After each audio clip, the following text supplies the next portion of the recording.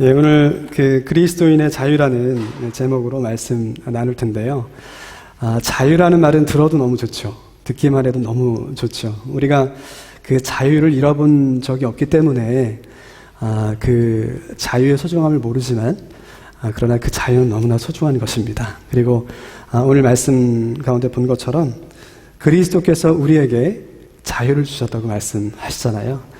그래서 그 자유가 무엇인지, 그 자유를 누린다는 것이 무엇인지 말씀을 통해서 조금 좀 우리가 좀 은혜 받는 시간 됐으면 좋겠습니다.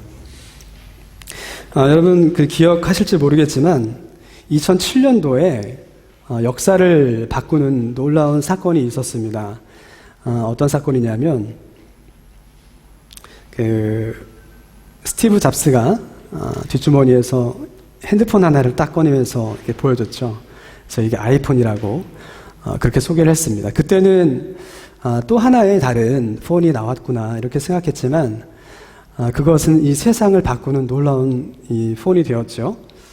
그래서 일명 스마트폰의 시대가 열리게 되었습니다.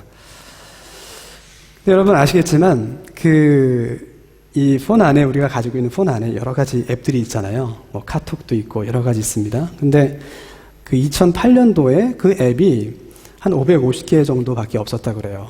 그런데 2017년도 1월을 기준으로 그 앱의 개수가 무려 220만 개나 된다고 합니다. 그리고 다운로드한 그 개수는 무려 1,300억 개나 된다 그래요. 그래서 그런 엄청난 그런 놀라운 변화들이 일어났는데 여러분 아시다시피 일상생활에서 여러분 가장 불편할 때가 언제십니까? 불편하고 초조하고 그럴 때가 언제세요? 예, 폰이 안 보일 때죠. 그렇죠? 내 뒷주머니에 넣고 어딘지 모르고 찾는 그래서 늘 집에 나갈 때마다 폰을 찾고 가지고 나갑니다. 자, 이 폰 때문에 우리는 많이 편리해졌죠. 뭐 지도를 찾을 필요도 없고 우리가 무거운 성경책을 가지고 다닐 필요도 없고, 또 뭐가 있을까요? 이 폰 안에 은행도 있잖아요? 은행도 있고, 여러 가지 다 있습니다. 그래서 이 폰 하나로 모든 것들을 다 할 수 있는, 심지어 어떤 분들은 내 전화번호도 기억을 못하는 분이 계시더라고요. 저도 과거에는 최소한 20개 정도의 전화번호 외웠던 것 같은데, 지금은 제 것이랑 제 아내 거 전화번호 외에는 외우는 게 없습니다. 자, 여러분 이게 의미하는 것이 무엇이겠습니까? 자, 우리가 지금 이 AI 시대를 가고 있다 그런 얘기 많이 들으시죠? 자, 그런데 AI 시대를 가고 있는 것이 아니라 우리가 지금 그 시대 안에 있습니다. 여러분이 들고 있는 이 핸드폰은 그냥 인공지능인 것이죠. 인공지능인 것이에요. 그러니까 내가 생각하고 내가 찾고 내가 뭔가를 기억하고 이래야 될 것들을 대신 이 폰이 대신해 주잖아요. 그러니까 우리는 지금 인공지능 하나씩을 가지고 살아가고 있는 것입니다. 자, 여러분 이렇게 우리가 사는 시대가 이렇게 바뀌어서 어느덧 이런 시대가 되었고요.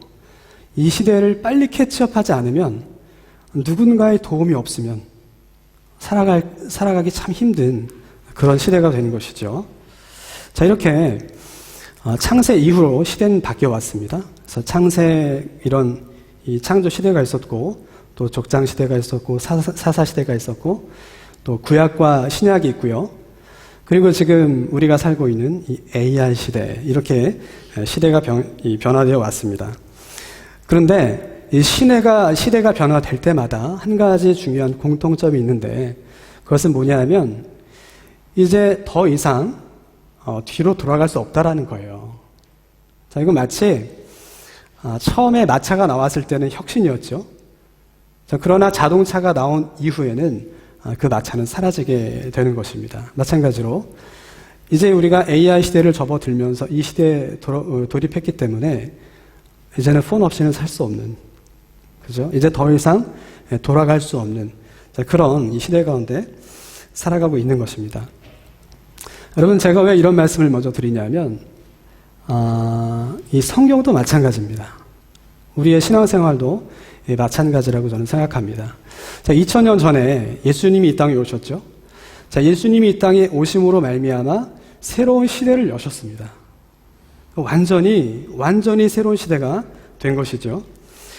그런데 어떤 사람들은 그 바뀐 시대를 인정하지 못하고 계속해서 뒤로 돌아가려고 하는 그런 사람들이 있었다는 것이죠.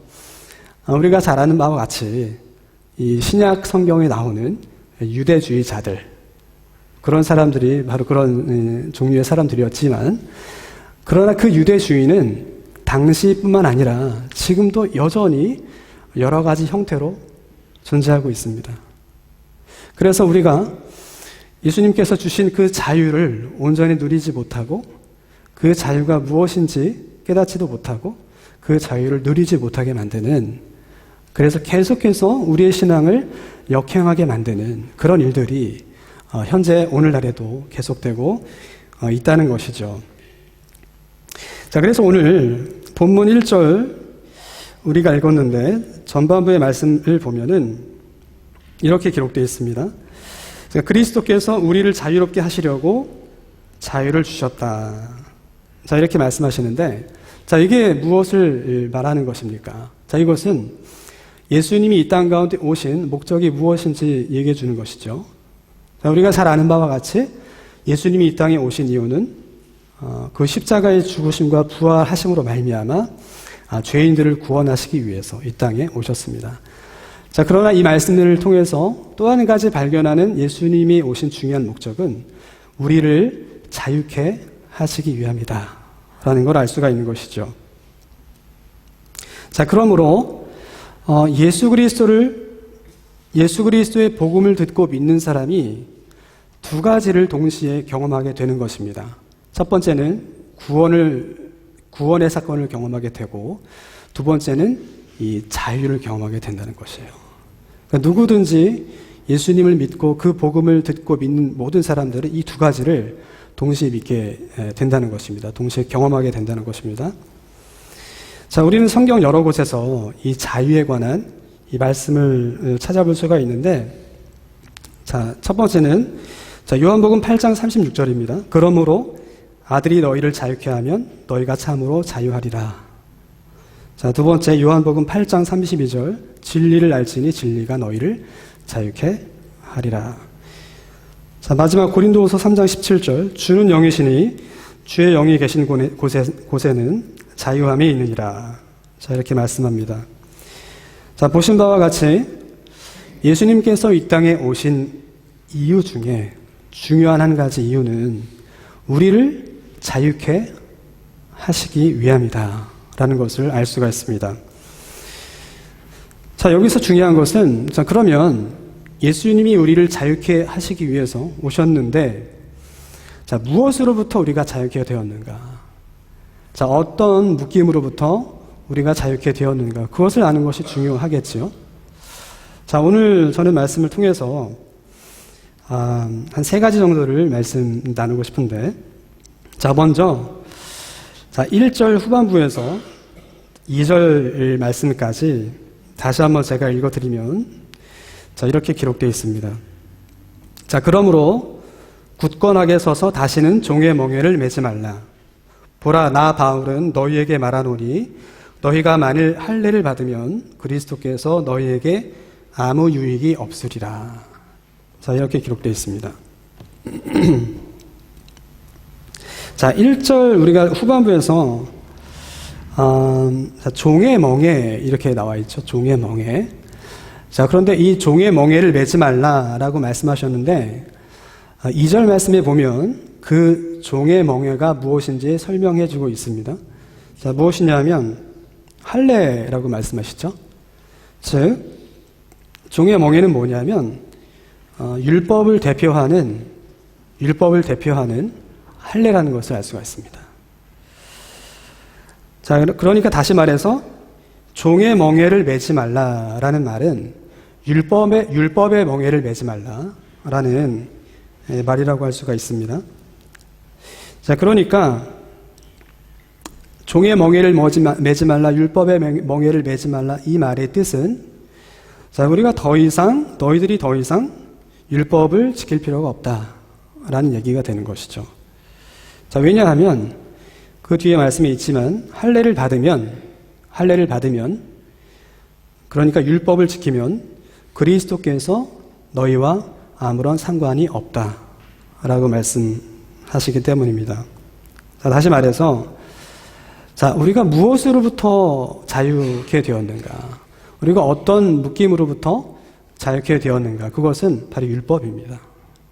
자, 성경에서 우리가 자유케 되었다라고 할 때 그 자유케 된 그 대상은 무엇이냐면 바로 율법으로부터 우리가 자유케 되었다라는 것을 말씀하는 것을 알 수 있습니다.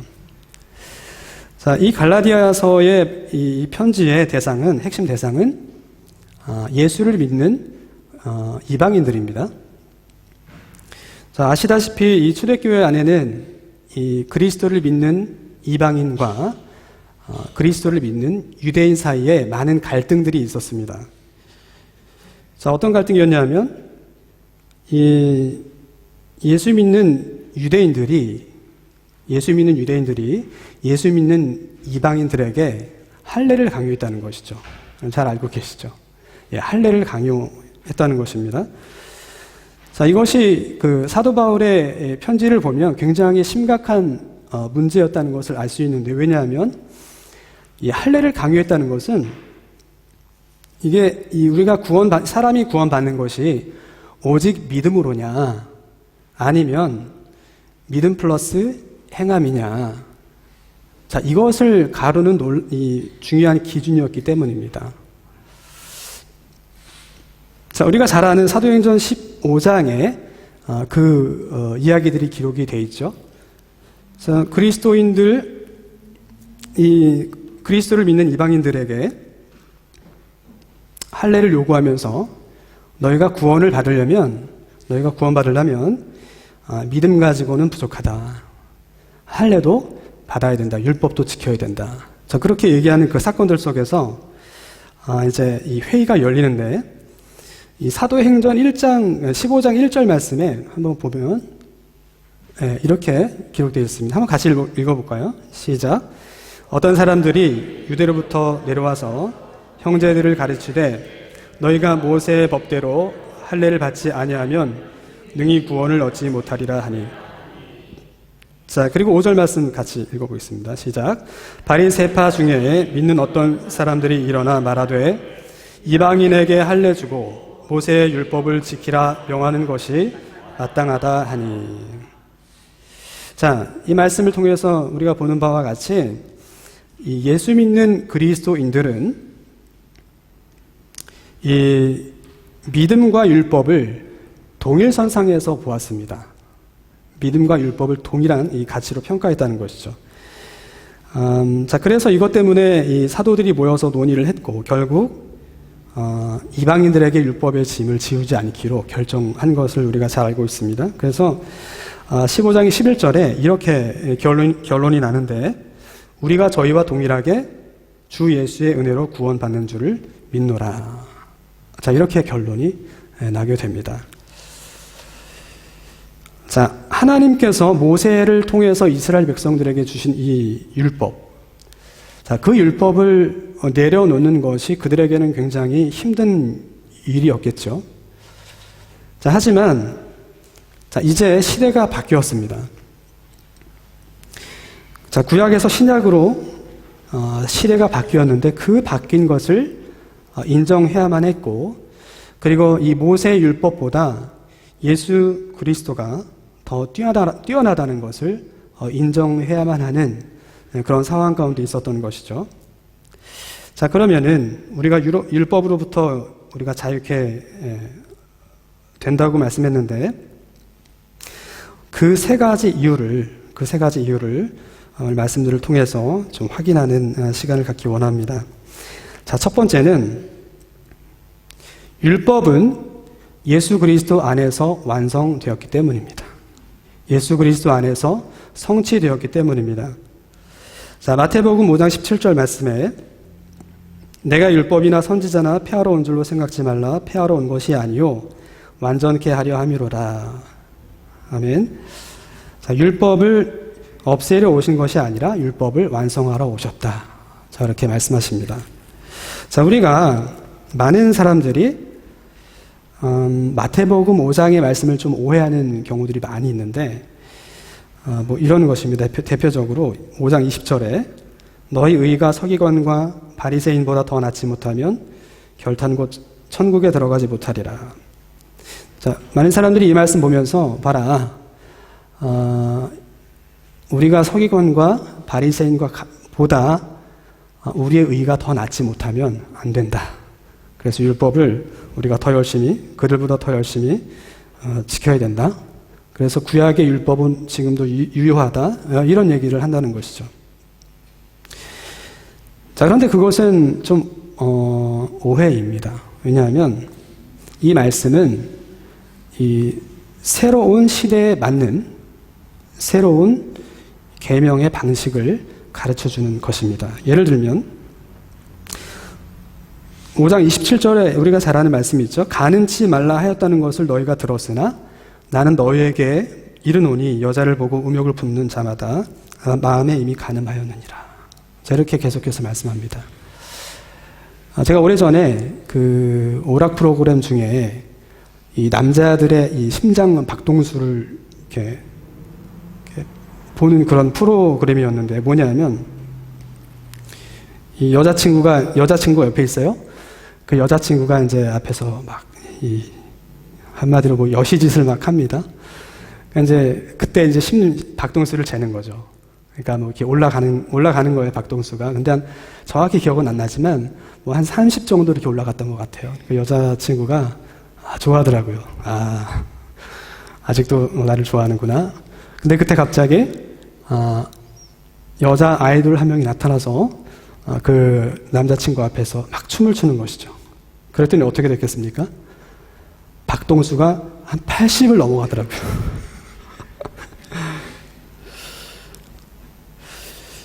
자, 여러분, 이 생각만 해도 죄라는 거예요. 생각만 해도 죄다. 자, 어떤 게 더 힘듭니까? 옛날의 법이 더 힘듭니까? 아니면 지금의 법이 더 힘듭니까? 새 법이 더 힘들고 어렵죠. 자, 그러니까 바리새인과 서기관의 의보다 더 나은 의라는 것은 우리가 그들보다 더 노력하고 그들보다 더 철저히 율법을 지켜야 된다라는 그런 뜻이 아닙니다. 그런 뜻이 아니라 오히려 자, 우리로서는 내 힘과 능력으로는 도저히 할 수 없기 때문에 나보다 더 능력 있는 자가 대신 해 주어야 된다라는 마음. 그러니까 은혜가 아니면 할 수 없다라고 하는 그런 마음을 품으라는 뜻입니다.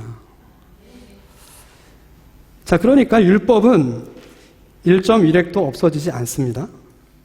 다만 그 율법을 완성하시는 분이 내가 아니라 예수님이라는 뜻입니다. 자, 로마서 10장 4절 말씀에 이런 말씀이 있습니다. 그리스도는 모든 믿는 자에게 의를 이루기 위하여 율법의 마침이 되시느니라. 자, 율법의 마침이 되신다라고 말씀하시는데, 자, 율법의 마침이라는 말은 쉽게 말해서 율법의 역할이 끝났다라는 말입니다. 율법의 역할이 끝났다. 자, 이것을 그 히브리서 10장 1절에서 아주 잘 표현해주고 있는데, 우리 한번 같이 읽어볼까요? 10장 1절 시작.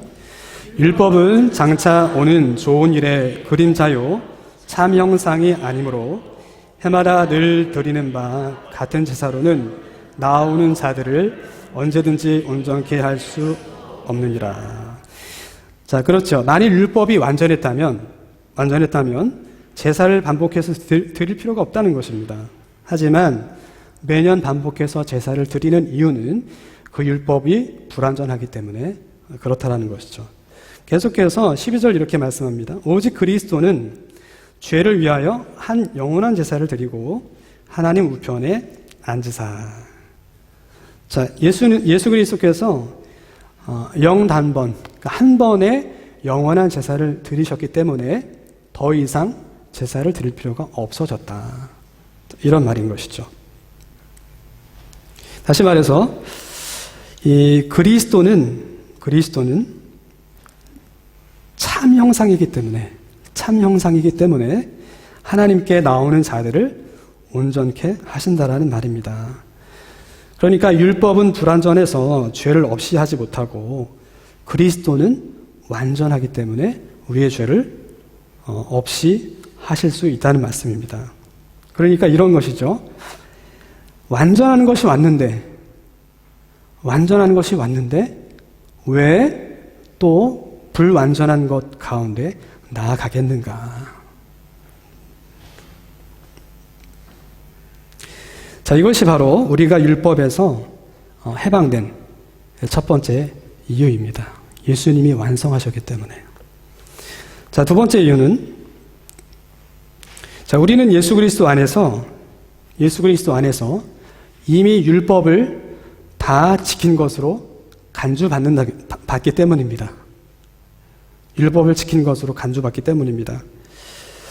자, 로마서 8장 3절 4절 말씀 같이 한번 읽어볼까요? 시작. 율법이 육신으로 말미암아 연약하여 할 수 없는 그것을 하나님은 하시나니 곧 죄를 인하여 자기 아들을 죄 있는 육신의 모양으로 보내어 육신의 죄를 정하사 육신을 쫓지 않고 그 영을 쫓아 행하는 우리에게 율법의 요구를 이루어지게 하려 하심이니라. 자, 이 말씀 아주 분명하게 말씀하시는 것은, 자, 우리가 한 번도 율법을 지킨 적이 없지만 예수 그리스도를 믿는 믿음 안에서 그 율법의 요구를 다 충족시켜 준다라고 말씀하고 있죠. 자, 로마서 4장 5절에 보면 더 분명하게 말씀합니다. 이를 아니할지라도 경건치 아니한 자를 의롭다 하시는 이를 믿는 자에게는 그의 믿음을 의로 여기시나니. 자, 믿기만 했을 뿐인데, 우리가 한 것은 믿기만 했을 뿐인데 그 믿음을 의로 여기셔서 모든 율법을 다 지킨 것으로 간주해 주겠다라는 말씀입니다. 자, 아브라함이 하나님을 믿음에 그 믿음을 의로 여기셨던 것처럼, 자, 우리도 예수 그리스도를 믿을 때, 예수님을 믿을 때 그 믿음을 의로 여겨주셔서 내가 아무것도 한 것이 없을지라도, 내가 아무런 선한 것을 한 것이 없을지라도, 내가 한 번도 율법을 지킨 적이 없을지라도 그것을 다 지킨 것으로 인정해 주겠다. 자, 바로 그런 이 말씀입니다. 그것이 두 번째 이유입니다. 자, 마지막 세 번째 이유는 바로 이것입니다. 우리의 선한 행위는 우리를 거룩하게 하지 못하기 때문입니다. 다시요. 우리의 선한 행위는 우리를 거룩하게 하지 못하기 때문입니다.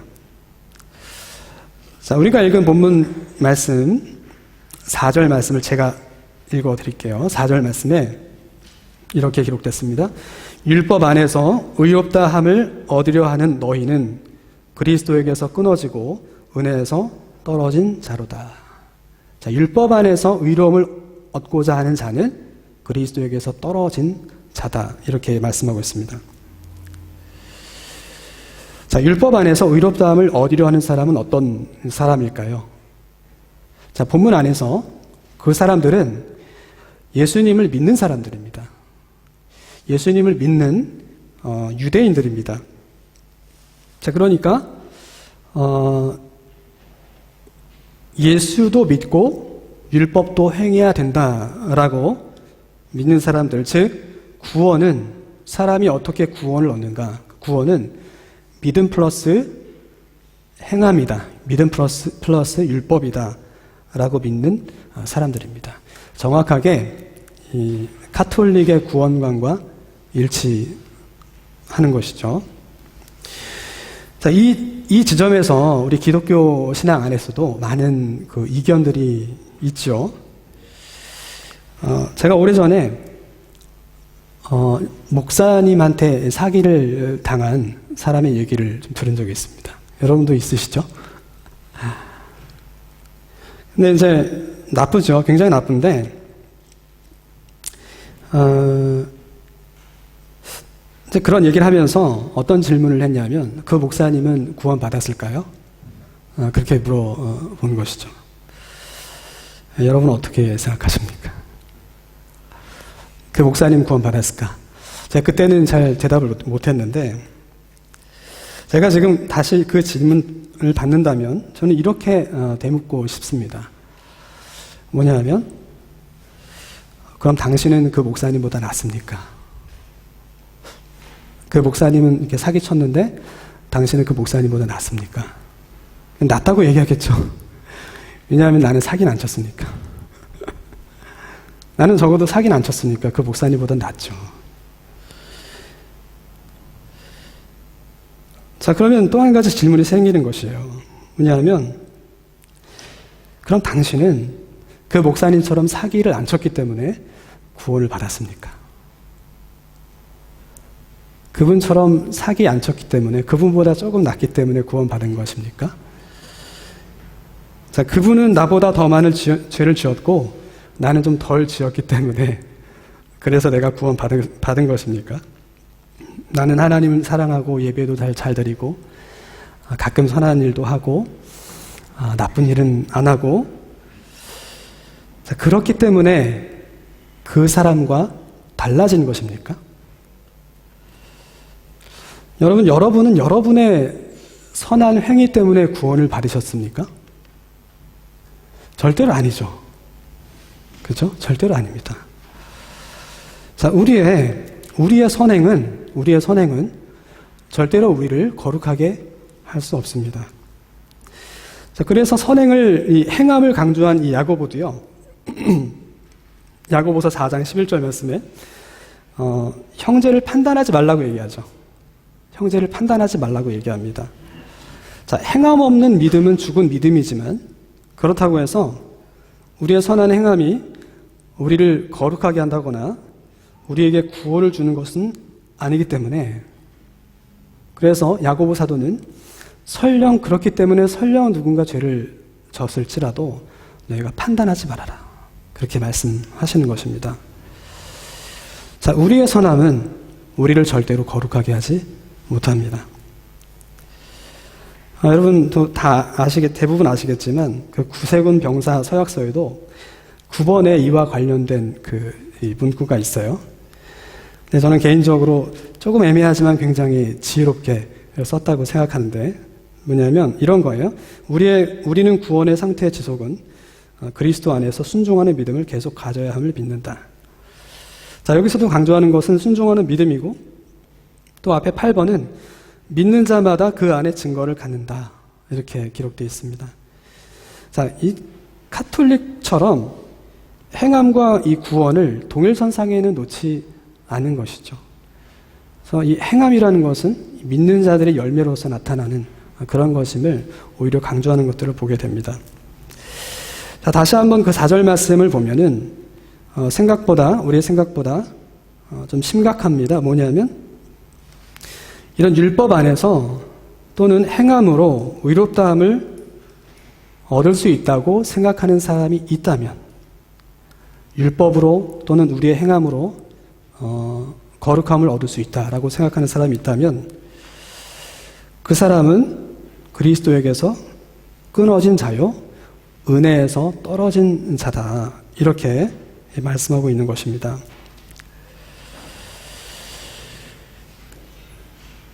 그러니까 그리스도와 아무 상관이 없는 사람이다 라고 얘기하는 것이에요. 자, 갈라디아서 2장 16절 말씀 보면 한번 같이 읽어보겠습니다. 시작. 사람이 의롭게 되는 것은 율법의 행위에서 난 것이 아니요 오직 예수 그리스도를 믿음으로 말미암는 줄 아는 고로 우리도 그리스도 예수를 믿나니, 이는 우리가 율법의 행위에서 아니고 그리스도를 믿음으로써 의롭다함을 얻으려 함이라. 율법의 행위로서는 의롭다함을 얻을 육체가 없느니라. 아멘. 예, 여러분, 율법의 행함은 우리를 거룩하게 하지 못합니다. 지금 말씀처럼 오직 그리스도를 믿는 믿음만이, 그 믿음만이 우리를 거룩하게 합니다. 그래서 우리가 더 이상 율법을 지키지 않는 이유는 율법이 더 이상 우리에게 효력이 없기 때문에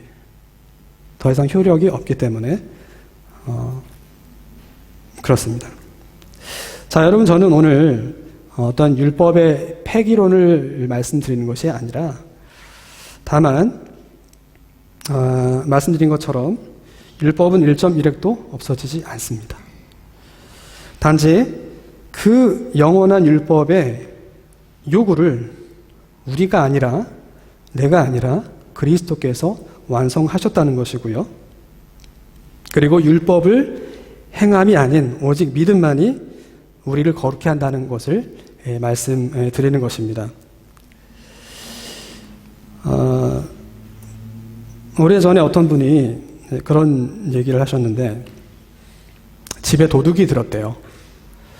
그래서 뭐 결혼할 때 뭐 받았던 뭐 폐물 포함해서 싹 다 털어갔답니다. 트럭을 가져와서 아예 그냥 싣고 갔대요. 이제 그런 일들을 이제 얘기하면서 한 목사님한테 말씀을 드렸는데 그 목사님 뭐라고 말씀하셨냐면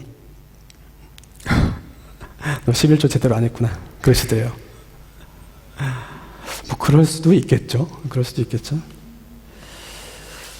자, 근데 여러분 놀라시는 분 좀 계신데 굉장히 이런 경우 많습니다. 내가 11조를 안 했기 때문에 벌을 받았구나 이런 것들. 자, 여러분 이런 것이 율법입니다. 이런 것이 율법이에요.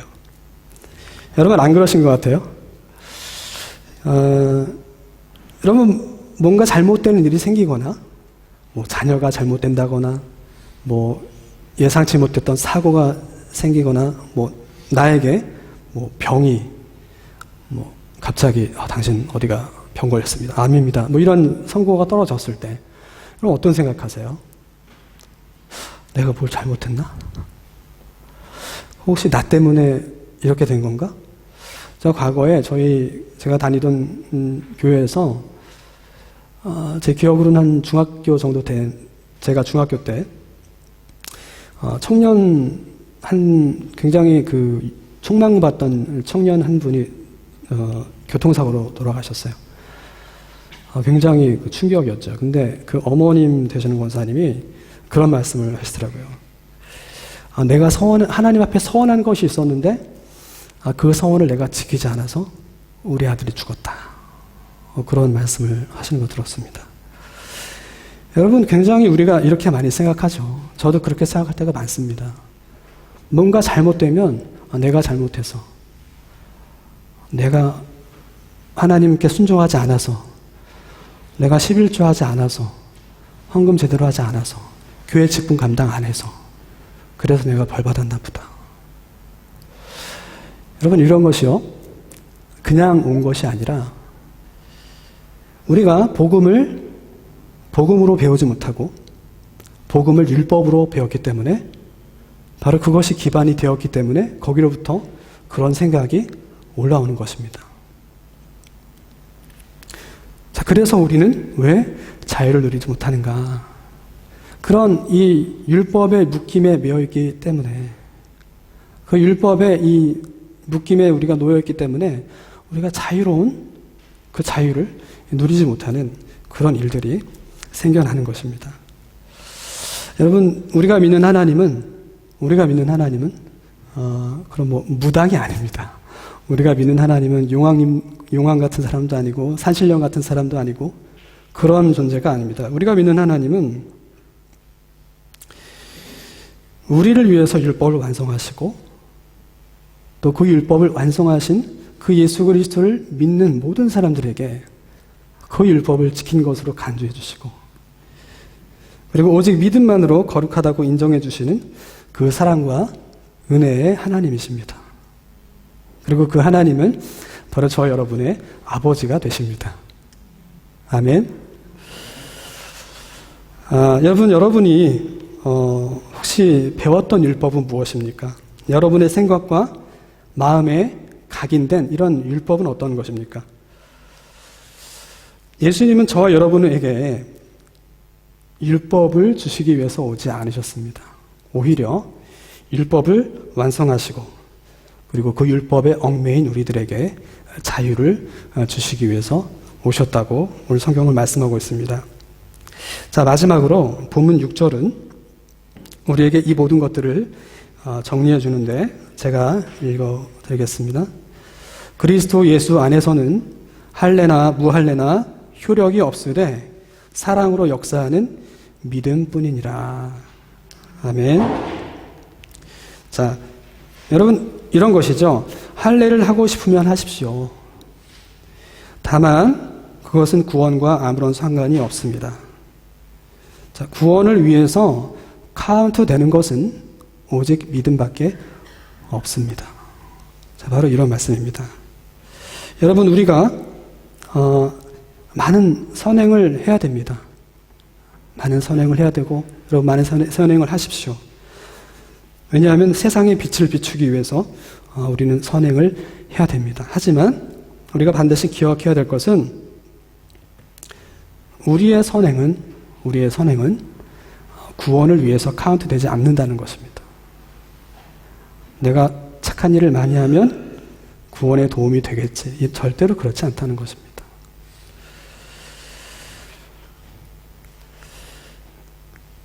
자, 오늘 이 말씀을 기억하시면서 그리스도께서 우리에게 자유케 하시기 위해서 우리에게 자유를 주신 그 말씀을 기억하시면서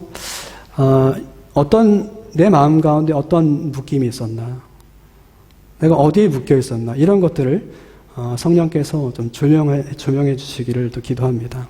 그래서 혹시 그런 것들이 있다면 주님, 그 묶임들을 풀게 해 주십시오. 그 묶임들로부터 자유케 하여 주시옵소서. 나 때문이 아니라, 내 죄 때문이 아니라 하나님의 인도하심 때문이었음을 인정하고 자유케 되어지는 제가 되게 하여 주시옵소서.